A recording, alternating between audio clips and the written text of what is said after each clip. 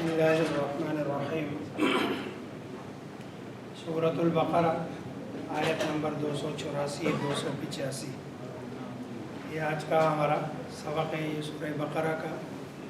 آخری رکوع ہے۔ جیسے آیت الکرسی اس میں توحید کا نچوڑ بیان کیا گیا، اسی طرح اسی رکوع کے بالکل آخری آیت میں دعا کا نچوڑ اور دعا مانگنے کا سلیقہ اور طریقہ بیان کیا گیا ہے۔ پہلی جو آیت ہے للہ ما فی السماوات، للہ اللہ کے لیے، ما جو فی السماوات آسمانوں میں ہے، وما فی الارض اور جو زمین میں ہے، سب اللہ تبارک و تعالیٰ کی ملکیت ہے، حکومت ہے، اور اسی پر اللہ کی بادشاہت ہے۔ وَإِن تُبْدُوا مَا فِي أَنفُسِكُمْ، اور ان اگر تبدو ظاہر کرو گے، ما جو فی میں، انفسکم تمہارے نفسوں دلوں میں، او تخفوہ یا تم چھپاؤ ہو، وہی جو تمہارے دل میں ہے چھپاؤ اسے، یحاسبکم حساب کرے گا، کم تمہارا بھی اس کے بدلے، کون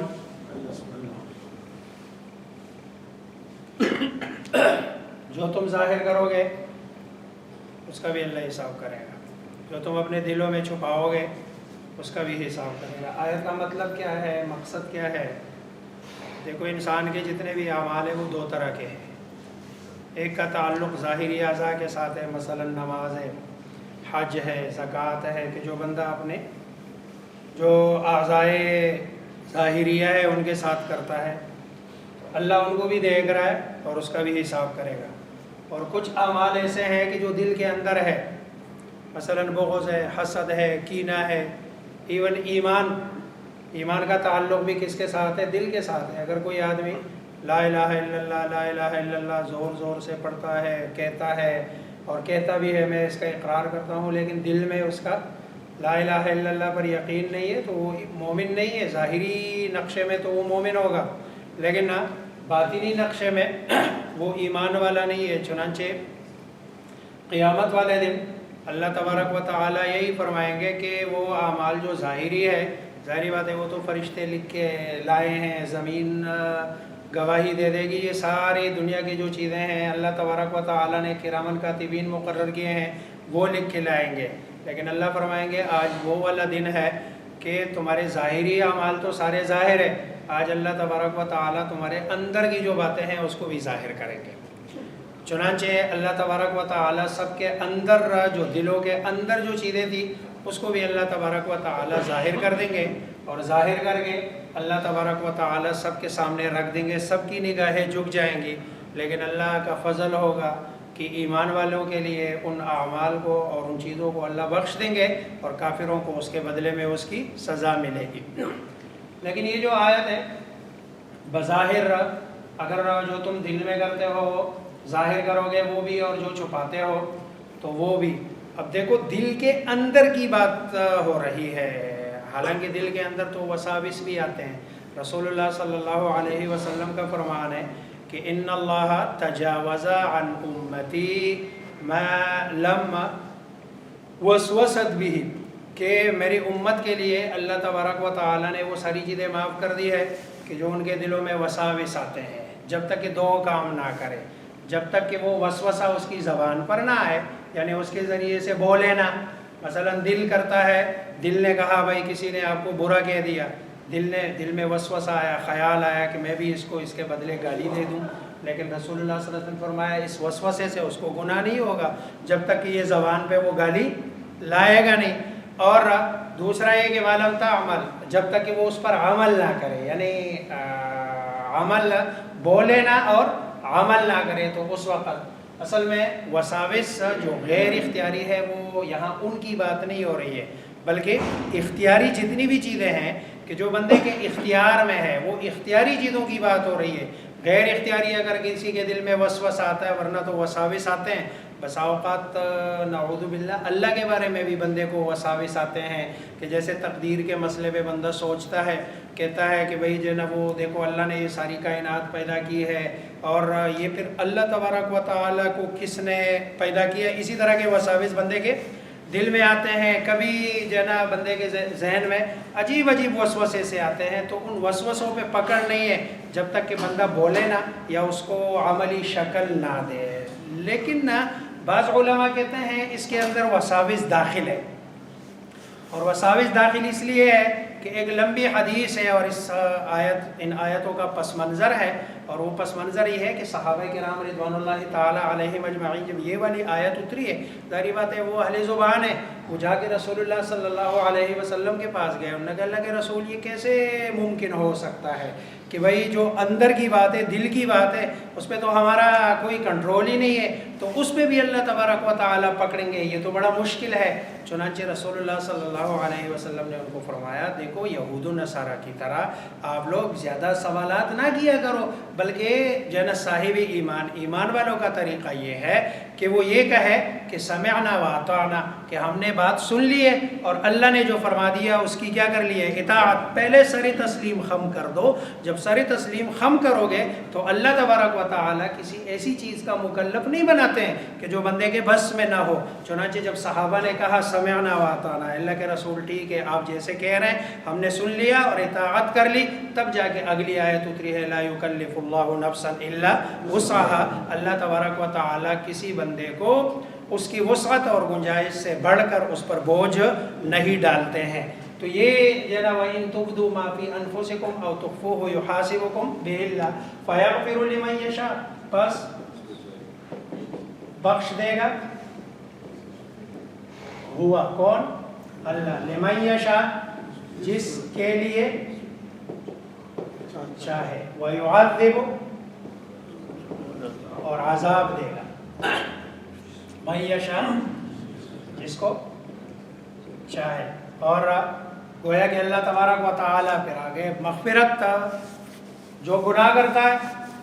اللہ تبارک و تعالیٰ اس کو عذاب دے گا، اور جو چاہے اللہ تبارک و تعالیٰ اس کو کیا کر دے معاف کر دے۔ اللہ تبارک و تعالیٰ نے جو نیکی کا کام ہے اس کے لیے ثواب کو اپنے اوپر لازم کیا ہے، لازم ہے نہیں اللہ تبارک و تعالیٰ کے اوپر جیسے کہ بعض لوگوں کا تصور ہے۔ اور جو برائی کے کام ہے اللہ کو اس میں اختیار ہے، چاہے تو معاف کر دے اور چاہے تو اس کا عذاب دے دے۔ واللہ علی کل شیء قدیر، اور اللہ علی کل شیء ہر چیز پر قادر ہے۔ آمن الرسول، یہ جو آخری دو آیتیں ہیں یہ بڑی عظمت والی آیتیں ہیں۔ رسول اللہ صلی اللہ علیہ وسلم کا فرمان کہ بھئی یہ دو آیتیں اگر کوئی آدمی پڑھتا ہے تو یہ اس کے لیے کافی ہے۔ چنانچہ یہ رسول اللہ صلی اللہ علیہ وسلم کا فرمان کہ یہ جو ہے نا جنت کے خزانوں میں سے جو اللہ تبارک و تعالیٰ کے خزانے ہیں، ان خزانوں میں سے اللہ تبارک و تعالیٰ نے مجھے یہ دو آیتیں عطا کی ہے۔ اور جو ہے نا اپنے بچوں کو بھی سکھایا کرو، خود بھی سیکھ لو، خود بھی پڑھا کرو، اپنے بچوں کو بھی پڑھایا کرو۔ حضرت عمر رضی اللہ تعالیٰ عنہ غالباً فرماتے ہیں کہ مجھے تو احمق لگتا ہے وہ بندہ کہ جو رات کو سونے سے پہلے یہ دو آیتیں نہ پڑھے اور اس کو پڑھے بغیر کیا ہو جائے، سو جائے۔ اور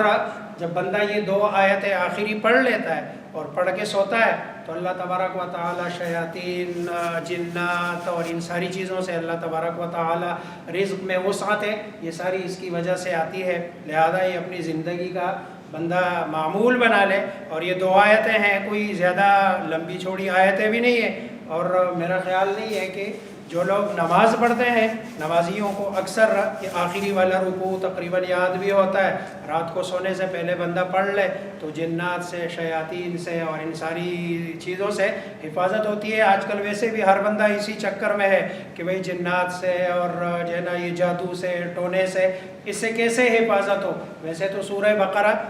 پوری کی پوری جو صورت ہے روزانہ گھر میں اگر اس کی تلاوت بندہ لگا دے، صبح جو ہے نا بہت سارے کام کرتے ہیں، اور بجائے اس کے کہ ہم جو ہے نا موبائل ہر بندے کے پاس ہے، سورہ بقرہ کھول کے اس کی تلاوت لگا دے، تاکہ گھر سے یہ جو بری چیزیں ہیں، برے اثرات ہیں، یہ خود بخود بجائے اس کے کہ بندہ کسی عامل کے پاس جائے اور بندہ کسی اس کے قرآن کریم میں بچوں کو سکھائے، بچے پڑھے، اور اگر بندہ پڑھ نہیں سکتا تو گھر میں لگا دے اس کی تلاوت، تاکہ اس کے اگر پوری سورہ بقرہ نہیں پڑھ سکتا تو کم از کم یہ 2 آیتیں تو پڑھنا کوئی مسئلہ نہیں ہے۔ آمن الرسول،